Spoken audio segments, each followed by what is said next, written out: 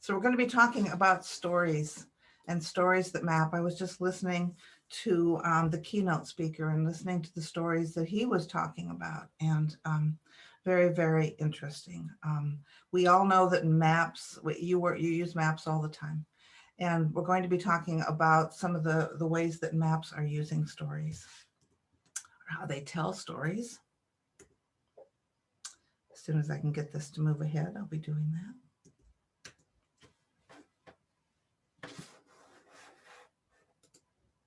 There we go. I like this quote by Gil Grosvenor, who is our founding editor of National Geographic, and also he founded the National Geographic Education Department, talking about the dreams that maps really tell the stories of dreams, the stories of people. So I'm going to start with some maps that are important to me. This is actually, and you might, when you see me, be able to see these maps on the wall behind me.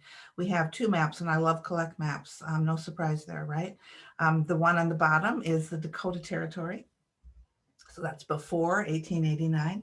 The one on the top is after 1889. That's South Dakota. That's where I was born. These maps tell the story of my family and a lot of families in the upper Midwest and the Great Plains. So what does it tell about my family? Well, it tells the story of these two people, my mom and my dad, who my dad came from North Dakota. My mom was born and raised in South Dakota. And they had a dream to settle there very early in the 1900s, 1930s. And what they did was they settled on this place right here, another sort of map. This is a satellite map from the Aros Data Center in South Dakota. And you can see right in the middle of that map with that red circle is my farm. So this map, different sort of map, shows their dreams, and it tells the story of the family that they raised on a farm right there. And there's the family. Not a very good picture, sorry about that. And yes, I am the little girl in the bottom who seems to be not too concerned about the fact my brother's going to Korea, although I was later on, mostly concerned about that Hershey's candy bar that I was stuffing in my mouth. But this is the story of this family that goes back to that map and goes back to my grandmother, my mother's mother, who was a homesteader in Northwest South Dakota. All of that is told on a map. So this is part of my story. How do maps tell your story? How do maps tell your students' stories? Um, how do you help them see their story and their life through a map? So we're going to talk about the fact that every map tells a story. You know that. I think it's interesting that I would guess that most of the time students nowadays are most familiar with maps, and you can't see me holding up my phone. The map I use most of the time is actually this map that's on my phone. And it tells a certain story, and it's certainly helpful. However, when I get to a location and I feel like I really want to know where I am, I always wish that I had a big old map that I could spread out on my lap and see where I am. So what are our students used to, and how does the map that they're carrying or they're looking at or that you're using with them in the classroom, how does that tell a story? So what questions help our students understand this information about the stories that maps tell, and how do we help them use it? So we're going to talk about what do maps do, how are they used, what kind of stories do maps tell, how have people used maps to tell stories. We're going to talk about spatial skills a little bit, at different age levels, different developmental levels, and how do those skills nurture critical thinking and literacy. And I use literacy in the broad sense of the word, all sorts of literacies. We'll talk a little bit about map projections and distortions, because that's an important component when we look at the different kinds of maps that we have available to use with students and why maps look different. And then we're going to talk about some resources that are available. So first of all, you use maps with students in your classroom, and you're using them to keep students engaged. You put out a map, and I think engagement goes up for students. They result in better learning outcomes. Of course, they're indispensable for teaching geographic concepts, and those spatial skills we'll talk more about. They're an effective means to convey contextual data. We'll talk about the data that's in layers in maps a little bit. And also they're great tools for teaching some of those 21st century skills that are so important for us to be teaching right now, such as data analysis, critical thinking, decision making. Maps are a part of all of that, always have been. I'm not going to read this to you. I'll give you a second to read this.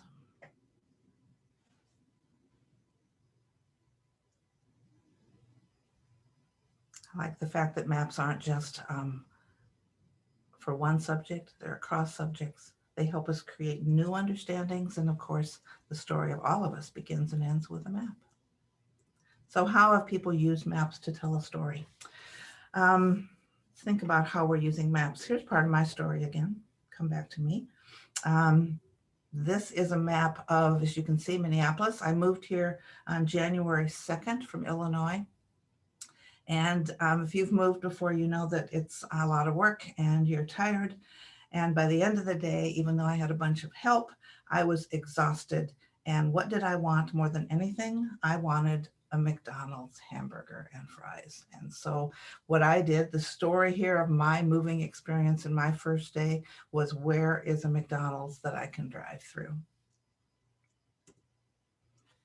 Other maps of people moving and migration. Probably recognize this map of Alaska during the gold rush. And so this was a map that was developed to encourage people to go to Alaska, to move there, businesses and people to move to Alaska, because there was a gold rush and there was going to be a lot of prosperity here. However, this map has a problem. This map was titled The Correct Map of Alaska and Klondike. I like what it says, shows little concern for accuracy and details. So what's wrong with this map? What's wrong with this map is that it says there are gold fields all over Alaska, everywhere. It really makes it look like you come here and you're going to be rich in no time. Unfortunately, at the time this map was made, there was only one rich field, and that was outside Dawson City, which isn't even on this map. It's over closer to the Klondike. Another map of a different kind, used to promote women's suffrage. It shows Lady Liberty, as you can see, wearing that cape, votes for women, standing astride those states that initially they were the first to adopt suffrage. If you know history, you know that they adopted suffrage because they needed women in the polls. Whatever reason, it was a good thing to do. And so the women who are in the less enlightened part of the country are reaching out to them. So this is obviously a propaganda map, a persuasion map, depending on what you want to call it, a different use for a map, and it definitely tells a story. How many of you know what this map is? Anyone like to tell me what it is? Does this look familiar? You can type it in if you know what it is.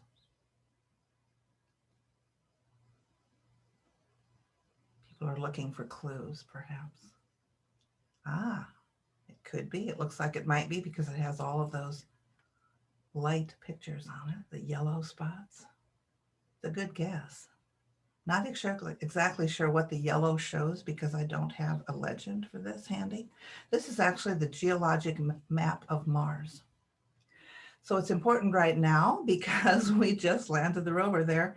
This actually is a map from, if you can see way down in the corner, which you probably can't, from 2014. So this was one that was obviously taken from afar and not from up close and personal like the rover. I am fascinated with Mars exploration. So when I saw this map, I thought, yes, I have to use this map. Absolutely. It's the coolest map. If you want to, just Google geologic map of Mars and you'll find several different versions of this actually.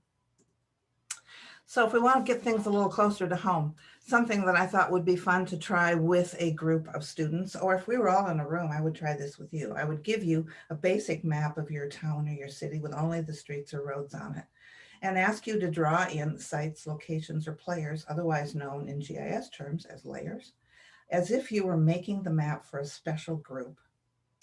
The questions being, what types of information, locations, places, would different groups or different people include in a map of your town? What would they leave out and why? What story would each one be trying to tell? So imagine if you were the Chamber of Commerce, what would you include on your map? Again, type it in real quick if you would. What would you include? What sorts of places would you include on your map if you were the Chamber of Commerce?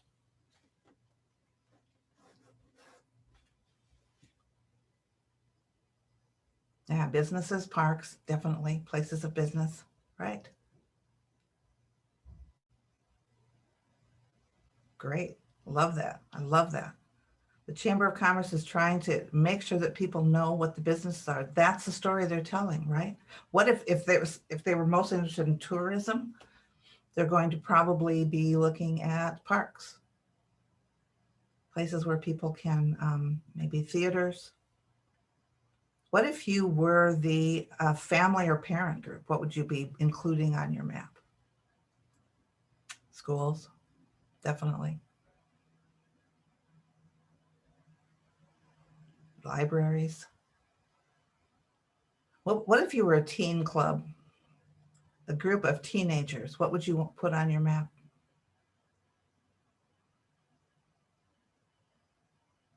Malls, recreation centers.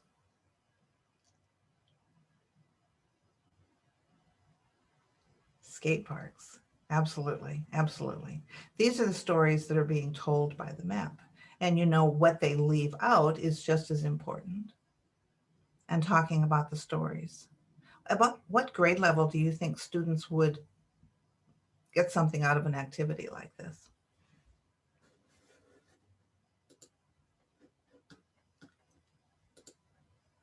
Yeah, I think it could be even the younger ones. We'll talk a little bit about spatial skills and when they develop different sorts of spatial skills, but I really think they would get that. Something you could do with even the younger groups is in the classroom. And what sort of information, what sort of story would you want to tell? What would you leave off a map of your classroom? I had just to offer my 2 cents. I had my students go around the town. I teach high school, so they just drove around town with their friends, Uh-huh. and they took pictures of themselves by historical markers. Ah. And oh my God, did they love that? And so I'm dealing with, I work in Detroit Public Schools, so transportation's an issue, but they love taking like their friends. And I know there might be some liability associated with this, but it was a project that they all completely adored. I love that. Did they put those on maps then?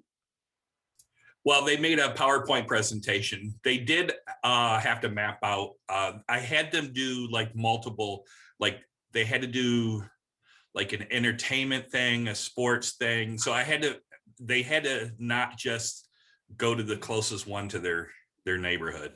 And then we did it. We, as a class, we went on a field trip, and we went and toured the Fox Museum. We went over by the mayor's mansion, and we went to a couple places here and there, did some tours, so they kind of got to see the city, because too often our kids are only used to the same 8 miles close to their house, and they don't know what's on the other side of town. Right, exactly. And that happens everywhere, no matter what the size of the city is, that they just haven't been to different parts of town. So getting them out in your community is great and definitely good for spatial awareness and spatial literacy. When they start to look at that, and if you can put that on a map, you can make a story map out of it, which is basically, there's a link in the handout that's in that folder that I gave you the link for. Using the ArcGIS story maps, that would make a really good story map using that tool as well. So thank you for sharing that. What a wonderful opportunity for your students, and fun too. Of course, they can get out, and hopefully they'll all be able to get out and do that again soon. Let's talk a little about spatial skills and spatial literacy. What are spatial skills? You know that. Visualizing, interpreting, reasoning, using such things as where we are, how far we are from other things, what direction we're looking, relationships between things, movement and change in space. Some of this is physical, toddlers are learning how not to run into things. That's part of spatial intelligence. But also when we're looking at maps and we're looking at where we are in relationship to other things in the world, very important spatial skills are developed throughout a child's life. We have done, along with the geographic alliances in all the states, we partnered and commissioned a few years ago some research on spatial thinking about maps for pre-K through 5th graders, primarily because there was pretty much of a need that people felt they wanted to know more about what's appropriate at what age, about understanding maps and spatial thinking.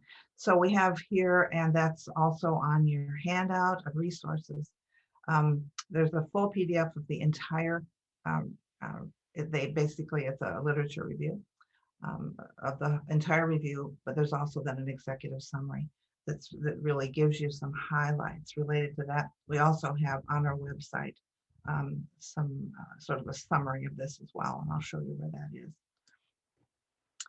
Just wanted to go through a few of the issues, not going to dwell on this a lot, but just to see what's there in this report, looking at spatial concepts across age ranges. And this one, as you can see, is pre-K through 1. So this is going to be a few of you who are working with the littles, for example.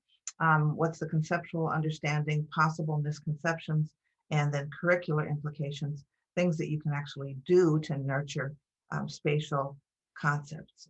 In this case, like identity and location. At this age, students should be able, are often able to identify places on a map, to use landmarks, to understand the magnitude of objects. In other words, they're dealing with bigger, smaller, also relative distance, and understanding some concrete symbols. There's some misconceptions about confusing locations on the map if the map isn't well aligned to their real world. We know that students do better with very, very simple maps. The more we start to add complexity to maps, the more difficult it is for them to be able to understand those locations and their relationship to them.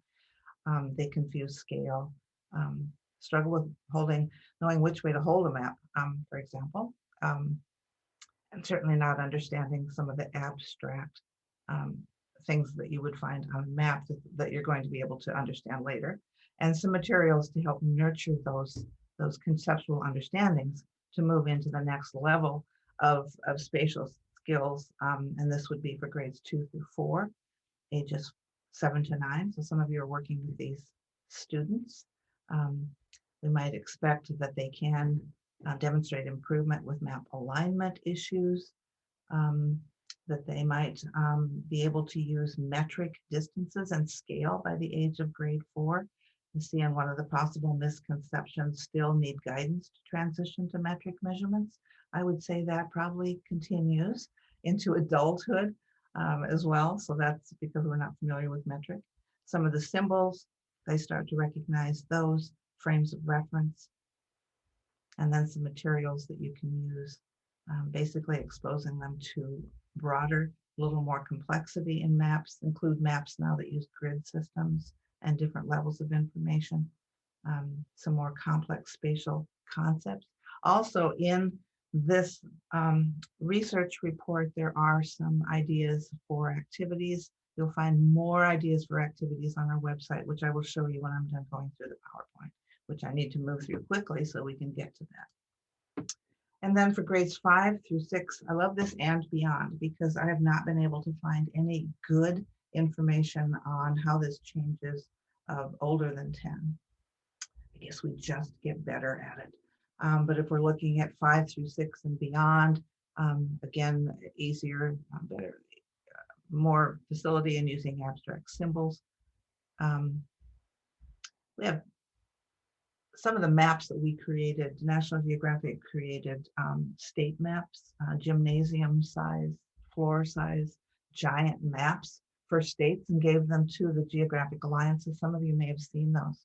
If you've seen those, you notice that we were very careful on how we used colors and how we used a lot of things on the map. There's not as much detail, and people said, why didn't you include this or that? It's primarily because those are developed for 3rd and 4th graders at the level that they are in their spatial skills.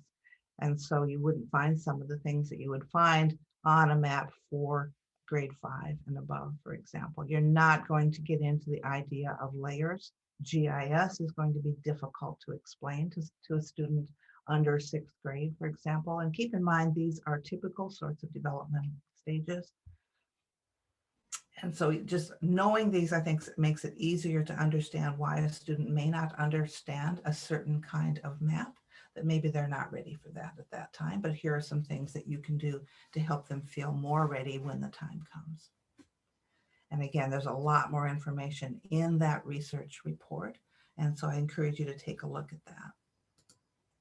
So let's talk a little bit about map projections and distortions. What time is it? I don't want to run out. Okay, I'm going to move along. Why is it important to look at this? I like what this one teacher did. Found an old Mercator projection map of the world in the supply closet, turned it upside down and hung it on the wall, saying question assumptions. This was at the middle school level, by the way. I know this guy. So most teachers just say, hey, why is your map upside down? A few took the bait, so he was able to ask them some questions about it. What is indisputable fact? What's based on interpretation or tradition? Map projections are create a whole lot of problem for students and for people who are thinking that, for example, Greenland is the same size as Africa, because they have looked at a map projection. I'm going to play this. It's a couple minutes, we'll see, and hopefully you'll be able to hear this.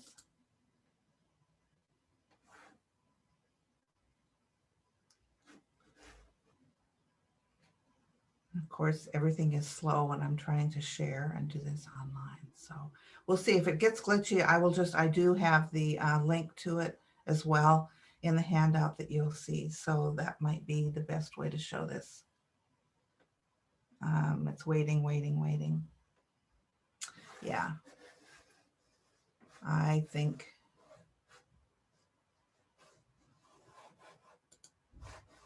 I'm going to move on. We'll try to show this later if we have time. I don't want to spend a lot of time waiting for my computer to load that. So basically the Cartographer's Dilemma video is showing about the difficulty that you have in creating a flat map from an orb.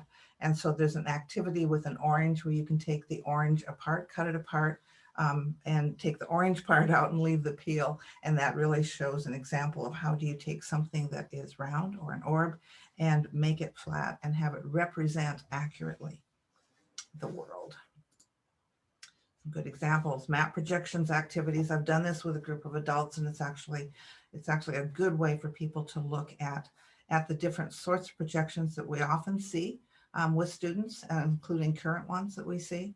And down here there is a link, and it's also in the handout I gave you, that we have a activity called Investigating Map Projections. That's on your handout as well that you can download. And it will give you the map projections that I'm going to show you in a second. So basically creating 4 small teams. They can be any size, but small is better because you're not going to give them a lot of time here. Give them each a different projection and a few minutes to answer these questions about it, and then a couple minutes to report out. And the questions, as you can see, are for each projection, describe the lines of longitude. What distortion do you see? Why would you use this projection? And that's the same questions for each one of them. And one group is going to be putting together a map, which I will show you right now. So here's the map they would be putting together, basically taking a flat map and some tape and putting it together. 4 different sorts of ways to do that. 3, I can count, really, I can. The Mercator projection, if you're familiar with this, this is the one where you can see quite a bit of distortion. Of course, the latitude and longitude is not a grid, but this is the way the Mercator projection was developed. And you can see one of the big issues, this is, of course, Greenland is not the same size as Africa. In fact, it's much, much smaller than Africa. The Mollwehr projection, another projection that came along a little bit later. And this is a better representation of the world. It still distorts, primarily it's a better representation of the continents, but it does distort the oceans. Oops, sorry, I went too far. The Robinson projection was a more recent one. This was one that National Geographic followed a little more closely for a while until, and this was basically, everything's in a little less distorted in the Robinson projection. You can see that the lines of longitude do not meet at the top, which isn't as much, I guess the distortion or the lack of distortion is more of an issue for a lot of teachers than the fact that it doesn't actually meet at the top. This is actually the projection that National Geographic uses, just for your information, which is basically, as you can see, a kind of a riff off the Robinson projection, and National Geographic switched from the Robinson projection to the Winkle triple projection in about 1998, so it's relatively recent. So these again are available to you, and it gives students a chance to take a look at these and also realize that it is hard to take an orb and put it into a flat map. We've also talked about, this is a resource that's also available to you on the handout a few years ago. If you're familiar with the C3 framework, and I'm sure you are, we wrote a chapter for the teaching with the C3 framework bulletin, the second one on Can Maps Change Minds? And basically, if you're familiar with this map, this was a map that was used to show slavery in the United States, slave populations. That's my alarm telling me to move along. And what we were doing with this map was questions. How do maps convey information in layers? How have maps been used to inform decisions and develop policies? And in what ways do projections and distortion affect the purpose and effect of maps? This was written at the middle school level. I think it would be good for middle school and above. So I want to now move into some resources, because I think that's what a lot of you came here for. This is actually just a picture of the handout that you have available in that Google folder. That's going to give you some general resources. You can see our general web page, the ArcGIS story maps. We also have story maps, ArcGIS, based on the ArcGIS story maps in our collection at NGS Education. There's a link there. Our beta map maker, which I'm going to show you, the Cartographer's Dilemma, which is that video, which is really a cool video for students. Map maker kits. So we have some general resources there, and then I've divided a few more resources by either elementary or secondary. I'm going to show you this resource library. Instead of telling you what I'll show you, I will get in and show you.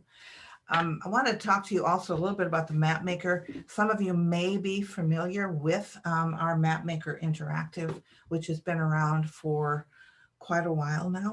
It does not look like this. I'll show you the old version, but this is the newly remodeled Map Maker in beta. And the reason I'm showing you a picture of it here is even when I show you this online, you will not see it exactly this way, because this beta is very much in development.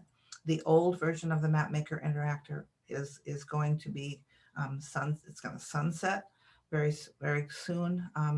And so you'll be able to transition over to the new one. What the Map Maker does, the difference here, I'll let you know, over on the right side of the screen, you'll see over here some icons. The Map Maker is not just a way to look at different maps of the world, or to create maps of the world, basically, with different sorts of layers on it. You can also use it to annotate maps. So you can put labels on it. You can measure distances on it. You can use polygons on it. So can students. That capability is not on the new beta version yet. And so that's why you're seeing a screenshot of this. You will not see this online yet, but you will see the rest of this. What does Map Maker do? It has base maps and layers. Selection of core base maps I usually use, which is the regular National Geographic one, but I'll show you some others. And then layers that have been designed by educators and students. This is going to grow and grow and grow, and eventually you'll be able to make your own layers. It has different curated maps, again, and then lessons and activities that are aligned to the National Geography Standards, as well as the United Nations SDGs, the Sustainable Development Goals. And here's an example of one of the activities that was designed to be used with this. This is a science focus, but obviously geography is everywhere. And so it's pertinent to geography as well. And there are others on our website. I am going to get rid of my, there we go, get rid of that, and take you online and show you some of these resources, walk you through it. Also over here, if you can see on my screen, this is actually the handout that you can download. It's a Google Doc, so you can, it's a file, it's a Word document in that folder, and you can see the different sorts of resources that are there. Get rid of that. And then here is the entire Maps Can Change Minds PDF with all of the assignments, including links to different maps. If you're used to the C3 framework, this is developed around and for the C3 framework. Okay, let's get back here and take a look at what we have available. This is our main web page, and you can get that from natgeoed.org, or you can get that, you can see up here, and there's a link on the handout, nationalgeographic.org/education. And I like to point that out because a lot of teachers think that they are looking at our education resources, which are free, and then they realize that they are not, because they're at nationalgeographic.com, a wonderful site that our other half of Nat Geo, of the One Nat Geo, that's our TV, our magazine, our media outlet, but that is a .com, and resources there, you might end up running into a paywall. You will never run into a paywall on nationalgeographic.org. So when you get there, there's an education page, and this is it. So you can develop, or you can rather find a lot of things directly from here. If you scroll down, our professional development opportunities, our student experiences, etc. You can also see those across the top. I see a question about, are more layers coming to the new MapMaker? Yes, they are, Annette. Absolutely. When will the new MapMaker be done? I do want to deal with these questions. It will be done, hopefully shortly. It has been in developing an excruciatingly long time. And I say that because I've been waiting for so long because I love MapMaker and I use it a lot. The reason it has been developed slowly is because folks who are doing that are doing it right, I will say. And that's not just an advertisement, but they've actually been piloting it with teachers. We have focus groups. Teachers have been using it in the classroom to give us feedback. And as they have, we've made changes along the way. So I know that it's going to be coming very soon. What very soon means, I'm sorry, I can't tell you exactly, but I would expect that by the next school year, you're going to see a new MapMaker that's bright and shiny and has all the features and functionalities of the old one, plus it will be easier to use than the old one. Yeah, I see someone said they use the MapMaker to map the journey of the Lost Boys of Sudan rather. Yeah, and the big cats layers are pretty cool on the old one as well. So you can find resources from here. Because things run slowly when I'm sharing, I've sort of gone ahead and done that. So if I was looking at, for example, mapping, this is what I would see. If I entered mapping into that research or that explore all box over here and didn't filter for anything, I would find this. So you can see a variety of different kinds of resources.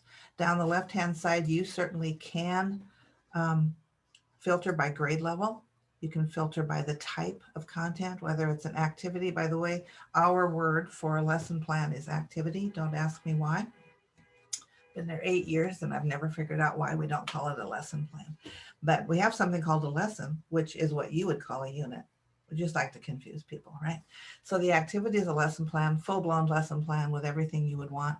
Articles are primarily encyclopedic entries. I'll try to find one for you. Collections are things we've already put together. Up at the top, you'll see an example here, maps and mapping. That's an example of a collection that we put together for grades 5 through 8.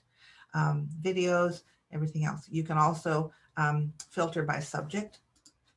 I like to start with everything just to see what's there. So let's look at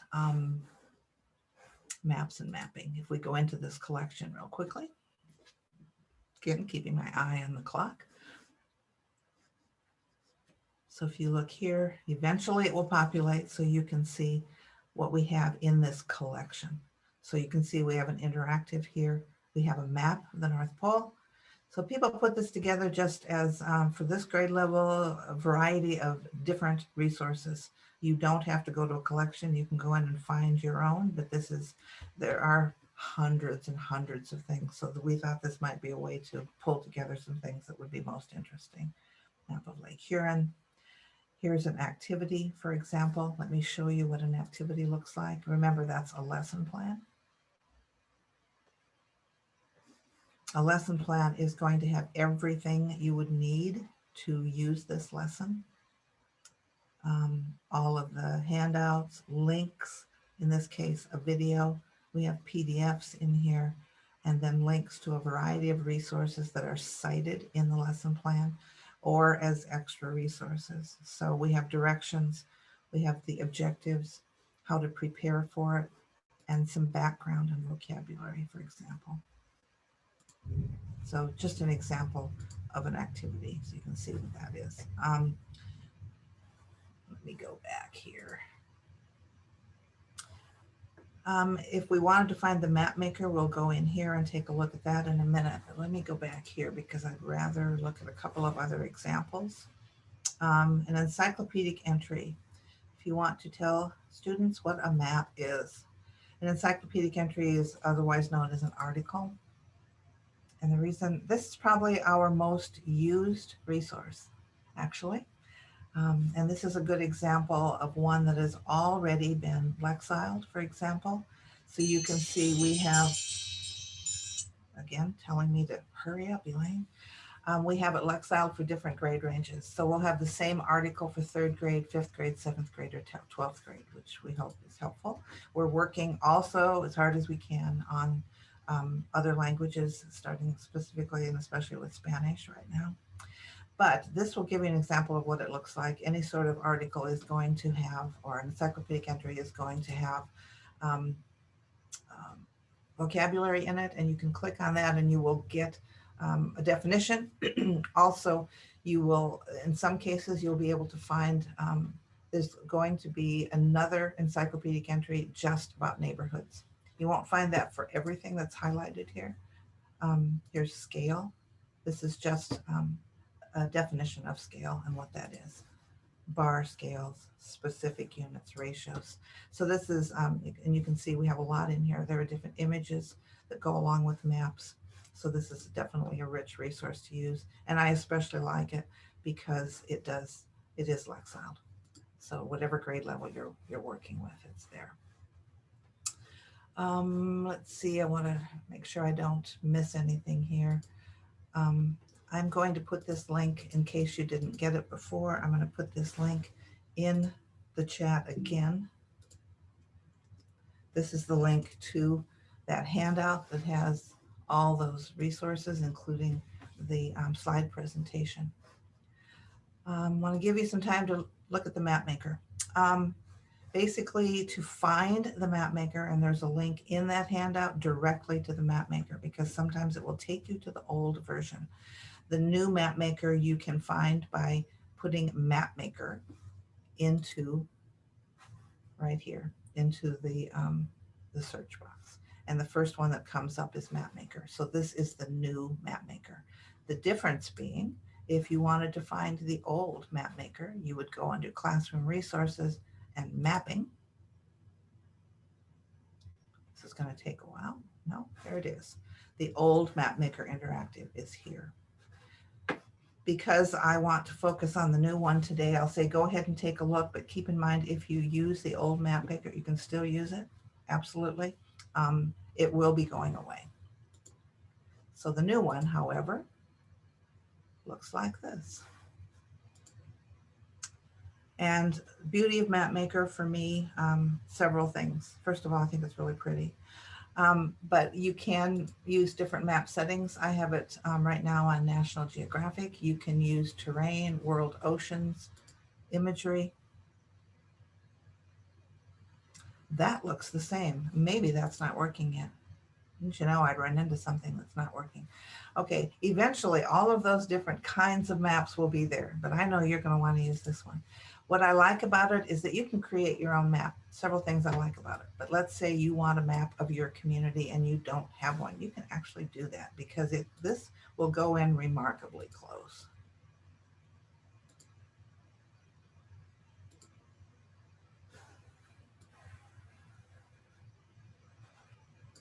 Let's say we're in Michigan.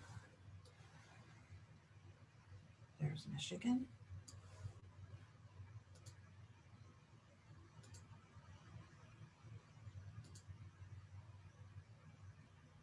At some point, of course, I will not be able to zoom in any further. But let's say you want to stop here. I actually can go in further. I can go into street level. I can find my subdivision, my suburb here in the Minneapolis area of Golden Valley, I can go in and do that. So that's one of the cool things. What you can do then is you can go in and export over here, export that map. So you will actually get a map. I'm going to do that right now because I think it might be slow, but you will get a map. You'll get a little dialog box over on the right that you have an option to export the map to a PDF, and it takes just a couple minutes, and you will have a map that you can download and share with students, a paper map, an actual physical map. If you're doing this, of course, with technology and just want to use the online version, you can certainly continue doing that. But if you're looking for maps of your community, this is one way you can actually do that. Not just your community, any part of the world. So you can, as you can see, this is the world.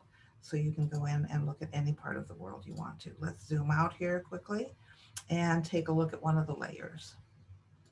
Again, keep in mind, this is a work in progress. Not everything is perfect, but it's going to be so much better than the existing MapMaker Interactive, which I love, but it has some glitchy things, especially when it gets to saving things. With this, you're got a lot cleaner use in saving things. I want to encourage you to take a look at that. Let's take a look at major earthquakes, for example. So you can see earthquakes here. This is a nifty little layer. Whenever you click on one of the layers to show it, it shows a legend to the side. Also, you can change the opacity of that. So if you don't want to be quite as opaque, because you can add layers on top of this as well. I wouldn't add too many layers, more than 2, and it starts to get really messy. And changing the opacity, it gets to be a bit of a headache. Land cover is interesting. So you can see the kind of land around the world. One of my favorite ones in the old one was lights at night, which we don't have in here yet, but let's look at population. A handy one. Elaine, we have about 4.5 minutes. I know Okay. you've set a timer to kind of keep yourself on track, which is a great idea, but just wanted to give you the heads up. About 4 minutes now. Thank you. I appreciate that. I appreciate that. I think this is the main thing I wanted you to see about the MapMaker. What's available now, what was available before. You can certainly still, like I said, go in and use that probably the rest of the school year. You're safe to use that, but just keep in mind that the old one will go away. Other things that are on this mapping page, I will show you, however. There's the old MapMaker Interactive. Our link to giant maps, that's the only thing we actually sell, and they're sold at cost. The one-page maps, just scroll by those. They're flash-based, and what we're doing on this page is taking a survey of how people are using them, because we're bringing them back, but we want to know how people would use a one-page map. The MapMaker kits are a lot of fun. You can put together with 8.5, you can print 8.5 by 11 sheets of paper that make a map that is either table size or wall size. That's an example of a wall size one of the world there. It's going to take a minute for it to load. We have state-specific ones. These are activities here, but you can go in and actually, here's the Europe MapMaker kit. So, I mean, you don't have to have a big printer. It just prints 8.5 by 11 sheets. They're numbered, by the way, so you don't have to figure out how to put them together. It's not a jigsaw puzzle, but it is a lot of fun for kids to put together. Kids of any age can do that if you can get the numbers together. There, for example, is an example of a state tabletop map. Okay, 2 minutes to go. I also want to show you that we do have some courses, including courses that will have mapping skills in them. Our online courses are free. There's no charge for them, and they are starting in April. So if any of these are interesting to you, we have one on climate change, one on collecting data about plastic. And here's the one I wanted to point out, mapping as visualization and communication tool. It is a full-blown course. And as I said, it's free. It does have graduate credits that you can sign up for. That, of course, has a cost. There's the information about mapping course, and you can register right there. It starts in April, runs through May 11th. And it's not a massive online course. It's about 300 people in a course. So it is a mentored course. And you're not like one of thousands, you're one of just a few hundred, which yeah, a little more support that way. I am going to stop sharing my screen right now because I'd like to see if there are any questions before we go away. Did everyone get that link to the resources in the Google folder? I'll keep them there. I'll probably actually forget them there, so I don't. Yeah, think they they'll go did. back. And the people who came in after you posted it, I sent it to them directly. So I'm pretty sure everybody's got it. Thank you. I am also going to put my email in the chat. There's my email right there. We have like a minute left and I know we will get cut off. So I want to make sure that I just thank you all very much for being here. I hope this has been helpful. If you have any questions, contact me. I'll be glad to answer questions as well as I can. And go out there and enjoy maps and help kids tell their stories with maps. I think they're a lot of fun. So thanks very much for being here, everybody.